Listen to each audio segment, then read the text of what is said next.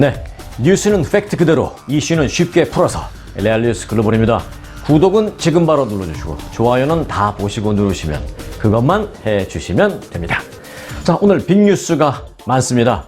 손흥민 선수 월드컵 출전 어렵게 됐습니다. 개인적으로 출전 불가할 것 같다라고 저는 판단합니다. 의학적인 이유 잠시 후에 보겠고요. 자, 그리고 북한의 움직임이 심상치 않습니다. NLL 이남으로 미사일 쐈고요. 요 며칠 계속 쐈고요. 또 집계해보니까 올 들어 무려 30여 차례나 쐈습니다. 왜 그러는 걸까요? 또 NLL 이남으로 쏘는 거의 의미는 뭘까요? 알아봐야 되겠습니다. 그런가 하면 미국이 오늘 또 0.75%포인트의 금리를 올렸습니다. 덩치 큰 미국은 그렇다 치고 이 때문에 지금 한국이 휘청거립니다.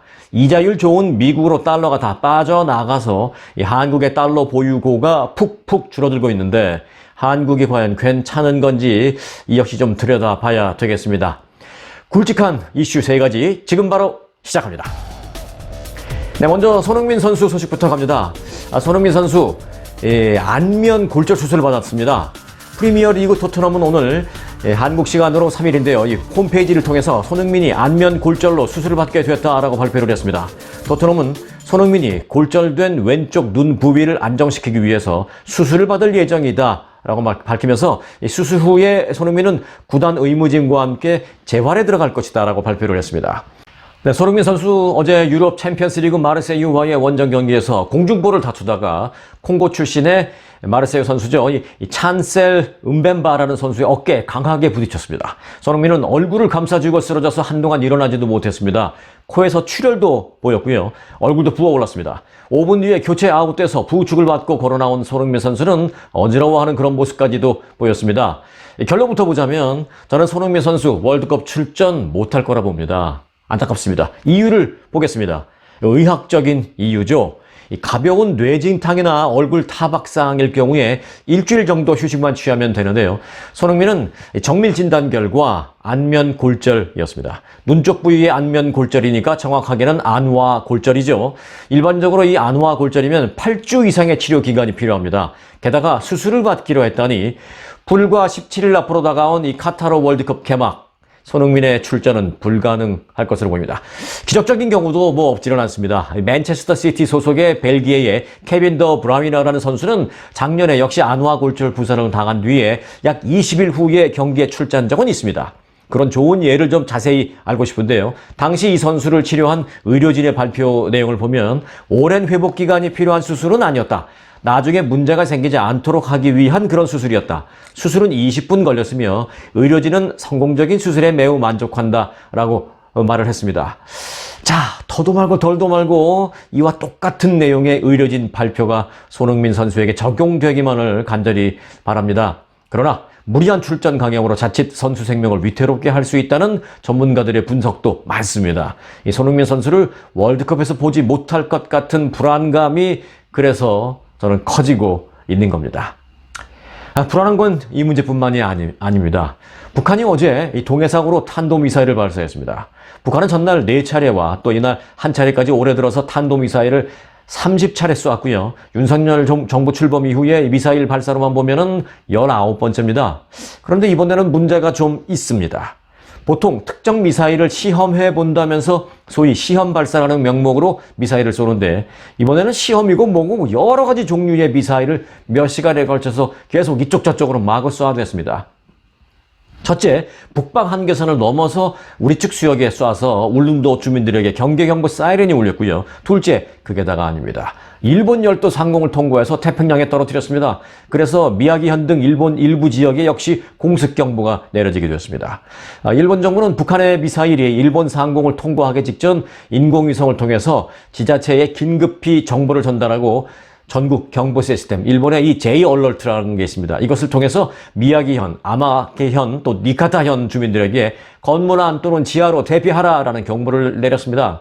일본 쪽의 상황은 이번이 처음은 아니고요. 올 들어 여러 차례 있었으니까 그렇다 치고 지금 문제는 NLL 이남으로 쏜 미사일입니다.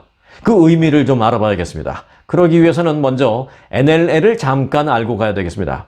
NLL, 풀어 쓰자면 Northern Limit Line, 번역하면 북방 한계선. 이 말은 물론 많이 들으셨죠?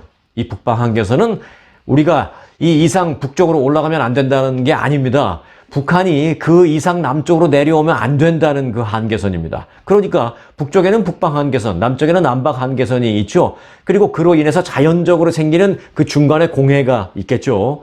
왜냐? 북한은 북방 한계선 아래로 내려오면 안 되고 우리는 남방 한계선 위로 안 올라가니까 중간에 아무도 다니지 않는 공해 구역이 생길 수밖에 없다는 겁니다. 그러니까 이번에 북한이 이 공해 구역에다가 미사일을 쏜 겁니다. 공해상에다 쐈으니까 괜찮은 거 아닌가 하실 수 있는데요. 절대 그렇지 않습니다. 미사일 그 탄착 지점이 NLL, 즉 북방 한계선을 통과한 공해상이지만 실질적으로 거의 남쪽 지역에 가까운, 엄밀히 말해서 남한 수역으로 넘어왔다는 점, 이게 중요한 겁니다. 그래서 이 울릉도 주민들이 깜짝 놀라서 불안에 떨고 실제 경계경보 사이렌까지 울리고 했지 않습니까? 이 북한이 미사일을 NLL 이남으로 쏜 경우는 그동안 없었습니다. 이번이 처음입니다. 이게 주시해야 할 점입니다. 그러니까 북한이 심리적으로 남측을 굉장히 압박하겠다는 강한 시그널을 지금 보낸 겁니다. 지금 이 비질런트 스톰이라고 하는 한미연합 공중훈련이 전개되고 있는데요. 이게 하루에 미국 전투기 240여 대가 출격하기도 하는 등 엄청난 규모의 훈련입니다. 북한이 이런 훈련을 얼마나 무서워하는지를 또 보여주는 그런 반증이기도 합니다. 조만간 이 같은 미사일 발사가 또 있을 것으로 분석됩니다. 이 한국 당국자들 정신 바짝 차려야 됩니다. 낮에는 그냥 여야 정치 공방하느라 서로 으르렁으르렁거리면서 싸우고 저녁 되면 뭐 회식한다고 술 먹고 다니고 할 이런 상황 아닙니다. 정말 어디 이순신 장군 같은 분 없는지 정말 안타깝습니다. 자, 끝으로 돈 얘기를 안 할 수가 없습니다. 미국이 이자율을 또 0.75%포인트 올렸습니다. 뭐 일찌감치 예상됐던 거긴 합니다만은, 그럼 언제까지 이런 자이언트 스텝 금리 인상을 계속할 건가에 대해서는 일단 이번 인상 이후는 조금 속도 조절을 할 것 같다라는 분석이 많이 있습니다. 다음 달에 또 회의가 있는데요. 이때는 소폭 정도의 인상일 것이다라는 분석이고요. 그럼 인하는 안 하나? 내리진 않나? 이런 질문도 슬슬 나오는데요. 아직은 그런 질문에 대해서 전문가들은 인하에 대한 내용은 좀 시기상조로 본다, 이런 정도로 분석할 수가 있겠습니다. 자, 그런데 미국 금리 인상으로 죽어나는 건 한국입니다. 자꾸 이 올리는 미국 금리 때문에 이중 삼중고를 겪는 건 한국인데 왜일까요? 아주 간단한 경제 원리입니다.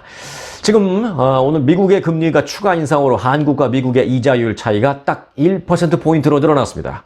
이자율 차이가 뭐 한 0.5%포인트만 차이가 나도 돈이 그쪽으로 확 쏠립니다. 이자율 낮은 한국에 돈을 두는 것보다는 이자율 높은 미국으로 달러를 갖다 놓는 게 투자 개념상 좋으니까요. 그런데 이게 이제 0.5도 아니고 1%포인트 차이라면 한국에 그나마 있는 달러들이 더욱 급속히 미국으로 빠져나갈 거거든요. 그러면 한국에 있는 달러가 더욱 귀해지죠.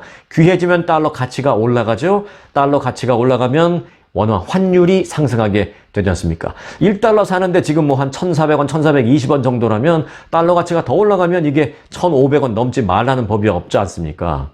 환율이 당분간 더 오를 테니 대비하셔야 되겠습니다. 한국에서 자녀 유학 자금 미국으로 보내시는 분들은 지금 그래서 죽을 맛이죠. 그러나 반대로 미국에서 한국으로 돈 보내실 일 있으신 분들 요즘 기회라는 얘기도 사실 있습니다. 예고 하나 해드린다면요. 지금 한국은 아파트 값이 좀 많이 조정되고 있습니다. 또 이 환율을 생각한다면 2, 3년 전에 비해서 지금 큰 차이죠. 달러가 강세죠. 그래서 이 한국에 작은 뭐 아파트라도 하나 사놓고 싶으신 분들은 요즘이 기회 아닌가 이런 생각 사실 하고 계십니다. 과거 이 IMF 때 달러당 1,700원, 1,800원 막 오를 때 한국으로 이 달러 보내서 작은 거 하나 정도 사 놓으신 분들 지금 은퇴 걱정 안 하실 겁니다, 아마. 그래서 저희 레알뉴스에서는 조만간 한국의 부동산 전문가와의 인터뷰나 취재 등을 통해서 지금의 상황이 과연 황금 기회인지, 그렇다면 어떻게 해야 하는지 등을 상세히 좀 알아볼 예정입니다. 그런 기회를 놓치지 않으시려면 지금 바로 구독, 좋아요, 그리고 특히 알림 설정까지 해 놓으시기 바라겠습니다. 뉴스는 팩트 그대로, 이슈는 쉽게 풀어서. 레알뉴스 글로벌 마칩니다.